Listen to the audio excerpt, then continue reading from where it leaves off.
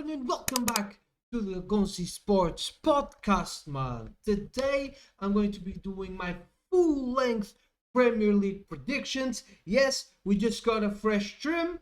It's looking nice, bro. So, without further ado, man, let's get into this thing. And I have to be honest, bro. I just have to be honest with you, man, yeah? It was by far one of the toughest things I've ever had to do these predictions, bro. It was so hard. I literally have two tables in my notes, man, because I just couldn't decide. I literally had to rack my brain around the fact that this is a tough league to predict this year. Might be the one of the toughest, man, to be completely honest.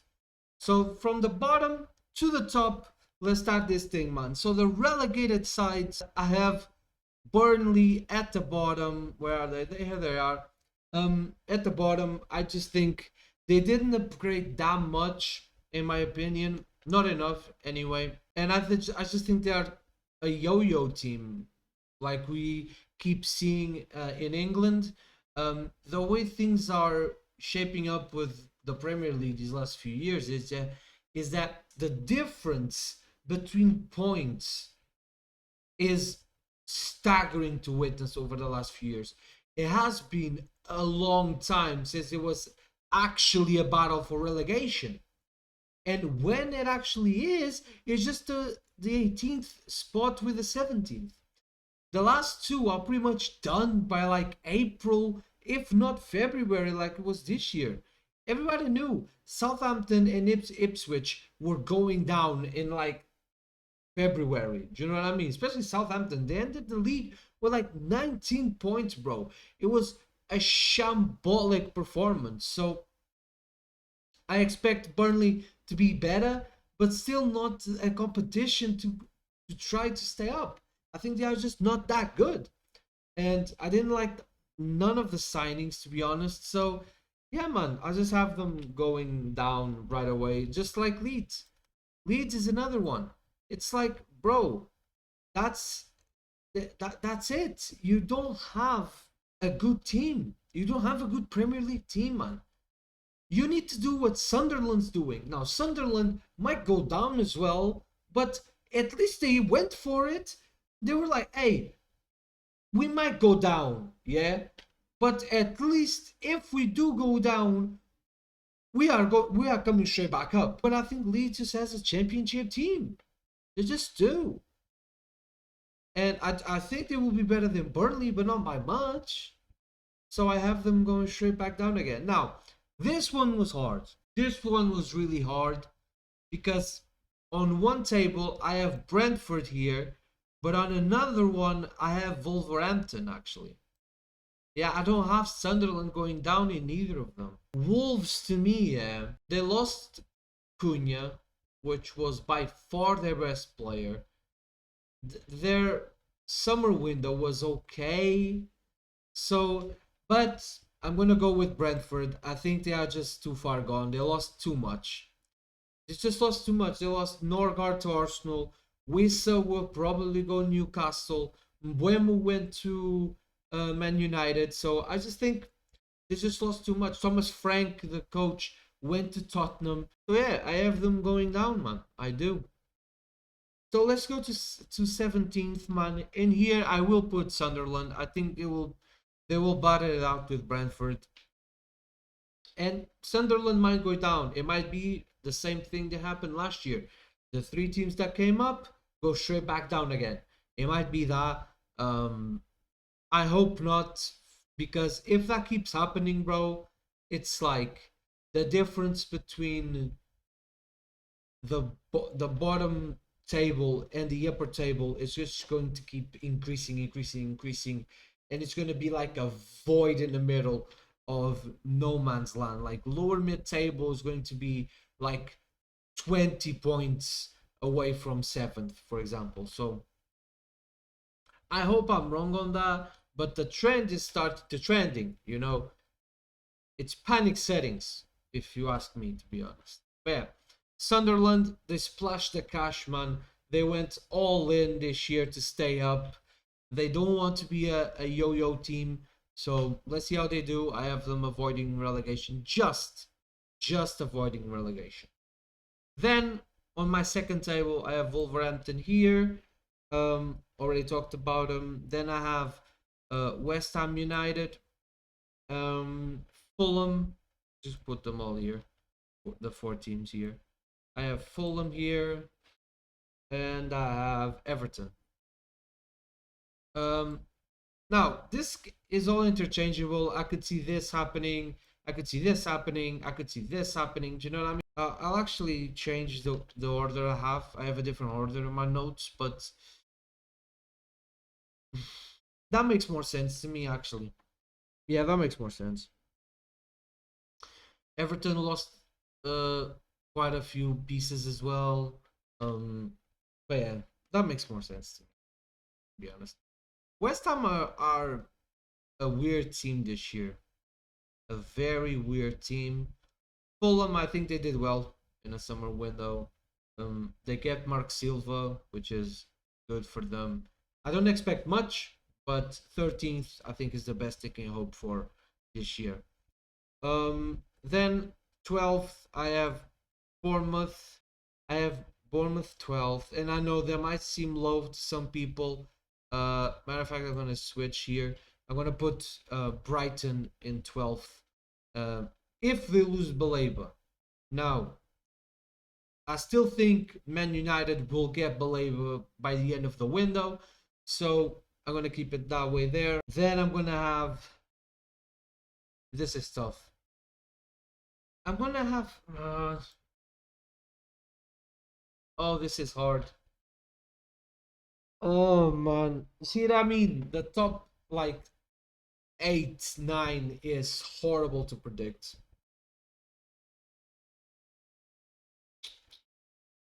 Because it's so interchangeable, in my opinion. And it's by like 2 points in. By the end of the league, these places, this section, will be like 2 points apart. At most 4. Oh, this is tough, man.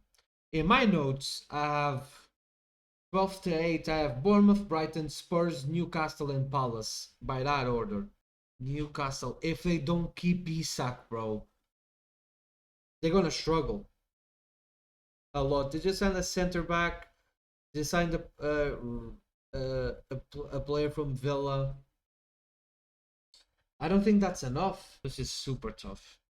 Super, super tough. I'm gonna put Forest because I just think they won't be able to keep the levels they kept last year. It was a fluke last year, in my opinion. I think they've benefited massively with Tottenham and Man United being so trash. So I'll keep Forest in 10th here. Yeah, I'm gonna put Newcastle there.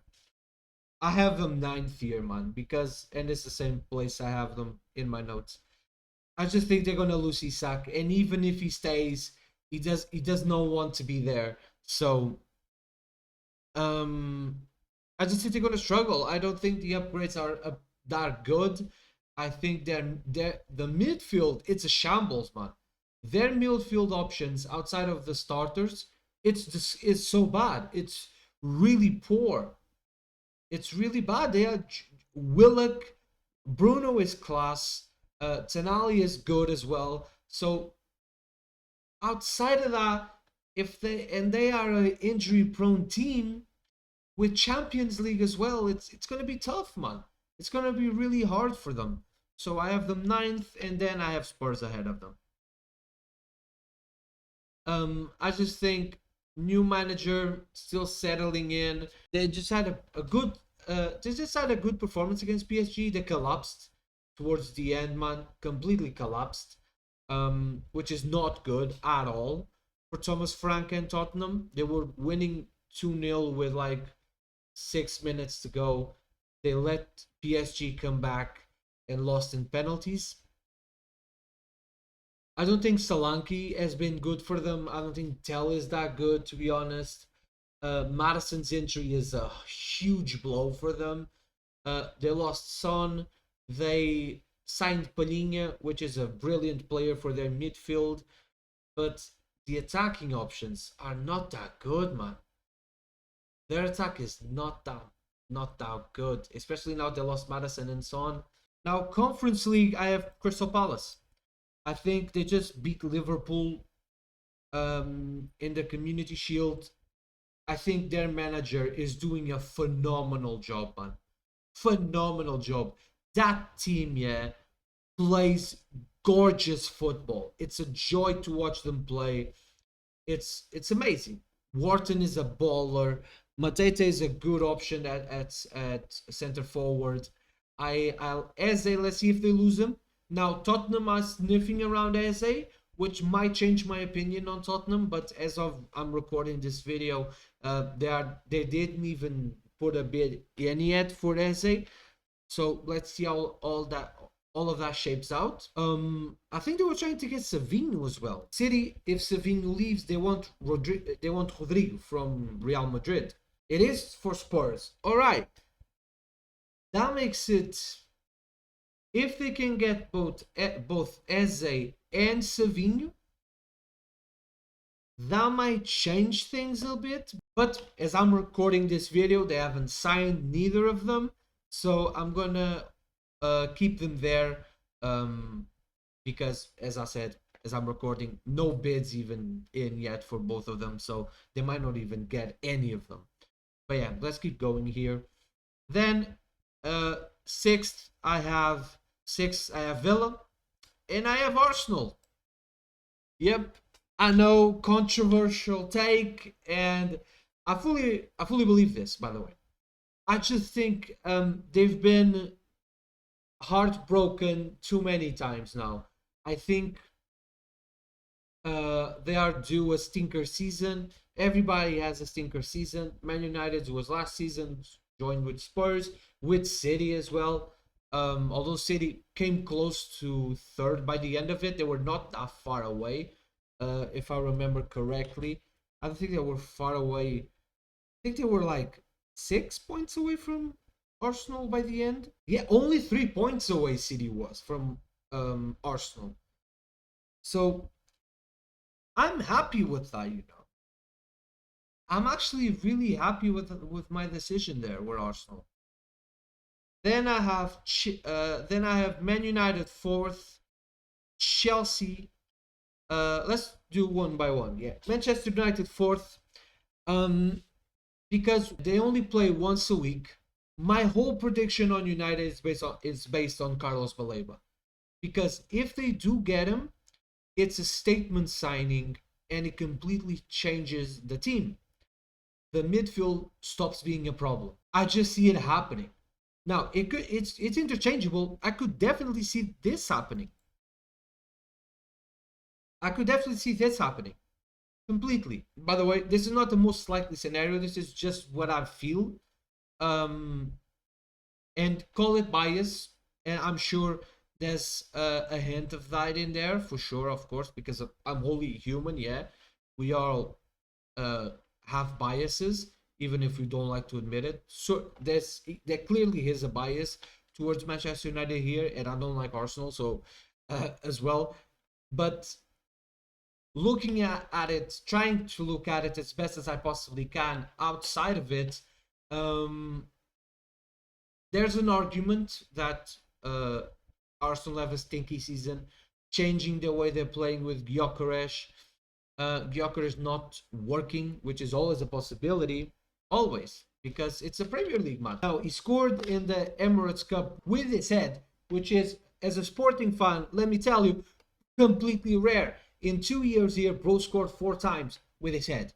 You know, and missed some shocking sitters with his head, bro. It was mad. I just like Man United's front line with Cunha, Mbeumo, and Sesko. If they get Carlos Baleba, I think it's a completely different team.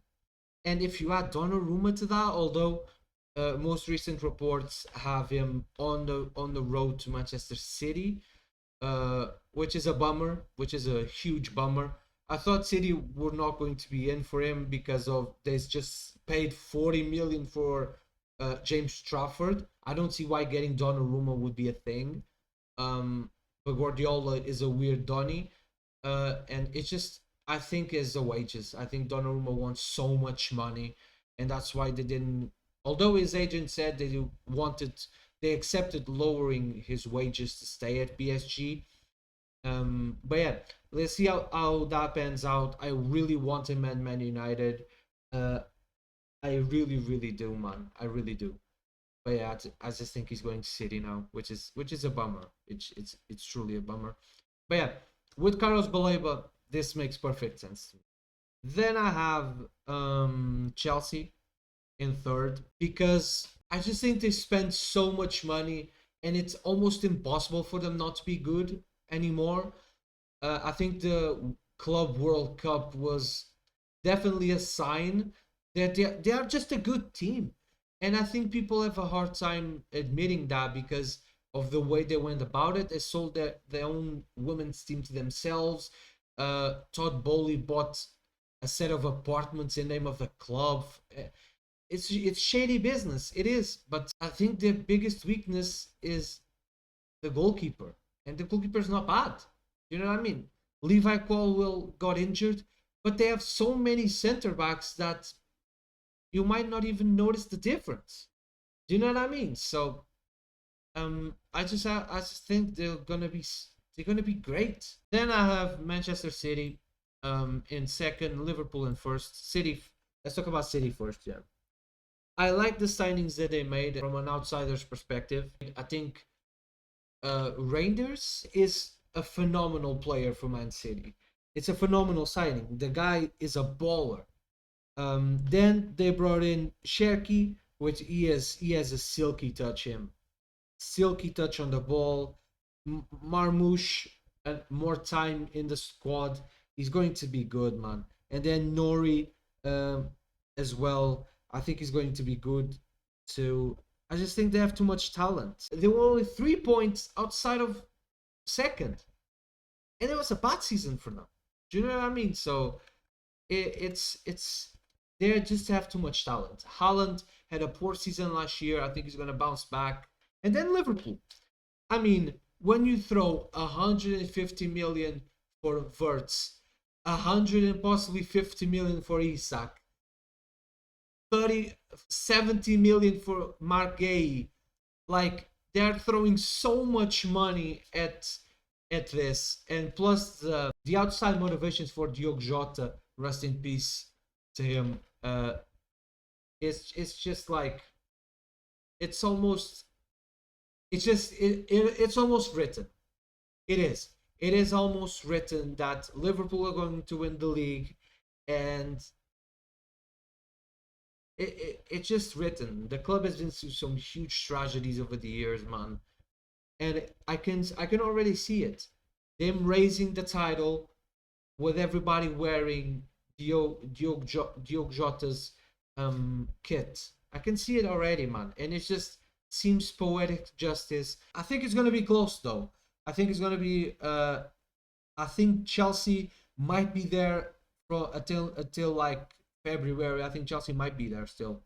So I think it's gonna be a close race again between Liverpool and Man City. I can see like a 2 point difference. I really mean it. I think they are that close in terms of players. But yeah, guys, these are my Premier League predictions for the 2025-2026 season. Torch me in the comments. I don't really care, man. It's my predictions. I did my research. I went with my gut in some of them, like Arsenal and Man United, but I'm happy with my choices. I'm happy with my decisions. And yeah, guys, thank you so much for watching the video, man. Hope you guys enjoyed as much as I did. All glory to Jesus Christ, and I'll see you guys in the next one. Goodbye.